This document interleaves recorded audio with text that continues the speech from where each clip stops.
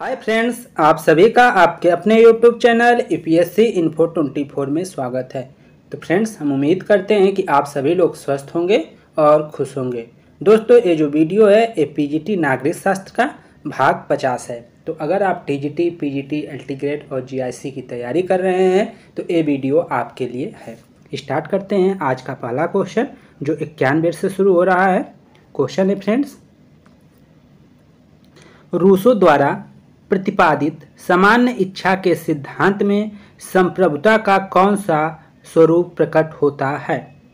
Rousseau द्वारा प्रतिपादित सामान्य इच्छा के सिद्धांत में संप्रभुता का कौन सा स्वरूप प्रकट होता है? ऑप्शन 1 है वैधानिक संप्रभुता, ऑप्शन 2 है जन संप्रभुता, ऑप्शन 3 है राजनीतिक संप्रभुता, ऑप्शन 4 है नाम मात्र का संप्रभुता। तो आंसर हो जाएगा फ्रेंड्स जन संप्रभुता।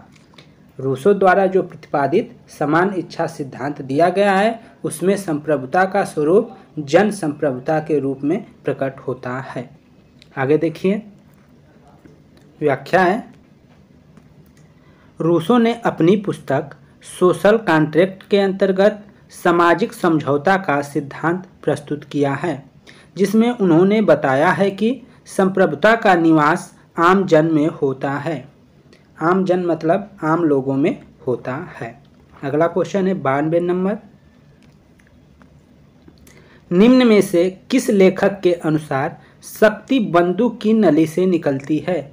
निम्न में से किस लेखक के अनुसार शक्ति बंदूक की नली से निकलती है? आपको बताना है। ऑप्शन 1 है लेनिन, ओपेनहीमर, 3 है स्टालिन, 4 है माओ त्से तुंग। तो फ्रेंड्स आंसर जो हो जाएगा 4 हो जाएगा माओ त्से तुंग के अनुसार शक्ति बंदूक की नली से निकलती है। व्याख्या देखिए। माओ चीनी क्रांतिकारी, राजनीतिक विचारक और साम्यवादी दल के सबसे बड़े नेता थे, जिनके नेतृत्व में चीन की क्रांति को सफलता मिली। उन्होंने चीन में जनवादी गणतंत्र की स्थापना वर्ष 1949 में की। तो जनवादी गणतंत्र की स्थापना किस सन में हुई थी? चीन में 1949 में हुई थी।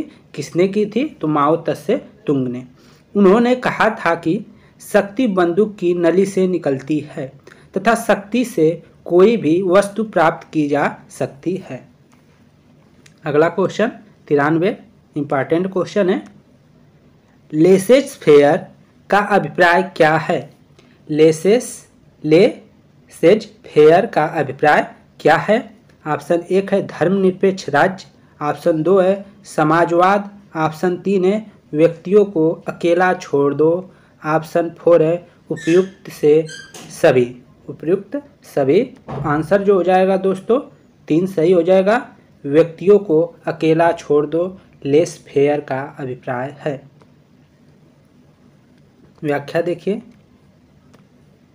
लेसेज फेयर अबंधता का संबंध उदारवाद व व्यक्तिवाद से है। इसके अनुसार व्यक्ति पर किसी भी प्रकार का अंकुश नहीं लगाया जा सकता है। इसी संदर्भ में इसका तर्क है कि व्यक्ति को अकेला छोड़ दो। 94 नंबर क्वेश्चन, बहुलवाद का समर्थन निम्न में से किस विचारक ने किया? बहुलवाद का समर्थन निम्न में से किस विचारक ने किया? ऑप्शन 1 है प्लेटो, ऑप्शन 2 है लास्की, ऑप्शन 3 है मार्क्स, ऑप्शन 4 है गार्नर। तो किसने किया था? तो आंसर सही हो जाएगा 2 लास्की ने बहुलवाद का समर्थन किया था। व्याख्या देखिए। लास्की बहुलवादी सिद्धांत का समर्थक है क्योंकि उनके अनुसार एकलवादी सिद्धांत नैतिकता विरोधी, जबकि बहुलवादी सिद्धांत नैतिकता पक्ष के समर्थन में होता है। आगे देखिए 95 नंबर क्वेश्चन, संपत्ति के अधिकार की मांग किसने की? संपत्ति के अधिकार की मांग किसने की? ऑप्शन 1 है मार्क्सवाद, ऑप्शन 2 है उदारवाद, ऑप्शन 3 है समाजवाद, ऑप्शन 4 है गांधीवाद। तो आंसर जो हो जाएगा दोस्तों 2 सही हो जाएगा उदारवाद। उदारवाद ने संपत्ति के अधिकार की मांग की। व्याख्या देख लीजिए। जॉन लॉक को उदारवाद का जनक माना जाता है। जॉन लॉक को उदारवाद का जनक माना जाता है। उदारवाद जीवन के प्रत्येक क्षेत्र में व्यक्ति की स्वतंत्रता का समर्थन करती है। उदारवाद एक राजनीतिक सिद्धांत है जो स्वतंत्रता को प्राथमिक महत्व की वस्तु मानता है। इसके अनुसार संपत्ति का अधिकार तथा व्यक्ति की स्वतंत्रता एक दूसरे की पूरक है। एडम स्मिथ की पुस्तक वेल्थ ऑफ नेशन को आर्थिक उदारवाद की बाइबिल मानी जाती है। एडम स्मिथ की पुस्तक वेल्थ ऑफ नेशन को आर्थिक उदारवाद की बाइबिल मानी जाती है। यहाँ से क्वेश्चन आ सकता है कि आर्थिक उदारवाद का बाइबिल किसे कहा जाता है, तो वो हो जाएगा वेल्थ ऑफ नेशन ऑप्शन में रहेगा, या हिंदी में रहेगा राष्ट्रों की संपत्ति। तो इस पे आप आंसर करेंगे। आगे देखिए 96 नंबर क्वेश्चन, इम्पॉर्टेंट क्वेश्चन है। अधिकारों का महत्व केवल कर्तव्यों के संसार में ही होता है। अधिकारों का महत्व केवल कर्तव्यों के संसार में ही होता है, यह किसका कथन है? ऑप्शन 1 है लास्की का, ऑप्शन 2 है हालैंड्स का, ऑप्शन 3 है वाइट्स का, ऑप्शन 4 है गेटल्स का। तो आंसर जो हो जाएगा 3 वाइट्स का कथन है फ्रेंड्स कि अधिकार का महत्व केवल कर्तव्यों के संसार में ही होता है। व्याख्या देखिए। वाइट्स के अनुसार अधिकारों का महत्व केवल कर्तव्यों के संसार में होता है, अर्थात व्यक्ति समाज के कल्याण में ही अपने अधिकारों का प्रयोग कर सकता है। अतः अधिकार और कर्तव्य दोनों सार्वजनिक जीवन के प्रमुख पक्ष हैं और दोनों के बीच निकटतम संबंध पाया गया है। अगला क्वेश्चन है 97 नंबर। ये कई बार पेपर में पूछा गया है। जहाँ कानून नहीं वहाँ स्वतंत्रता नहीं, जहाँ कानून नहीं वहाँ स्वतंत्रता नहीं, यह कथन निम्न में से किसका है? ऑप्शन 1 है जॉन लॉक का, ऑप्शन 2 है मिल्टन का, ऑप्शन 3 है बेकर का, ऑप्शन 4 है डेविड स्टन का। तो आंसर जो हो जाएगा दोस्तों 1 हो जाएगा जॉन लॉक का। जॉन लॉक का कथन है कि जहाँ कानून नहीं वहाँ स्वतंत्रता नहीं। व्याख्या देख लीजिए। जहाँ कानून नहीं वहाँ स्वतंत्रता नहीं, यह कथन जॉन लॉक ने अपनी पुस्तक second treatise on civil government के 6ठे अध्याय में कहा है। तो ये कथन किस पुस्तक में है? तो जॉन लॉक की पुस्तक में है।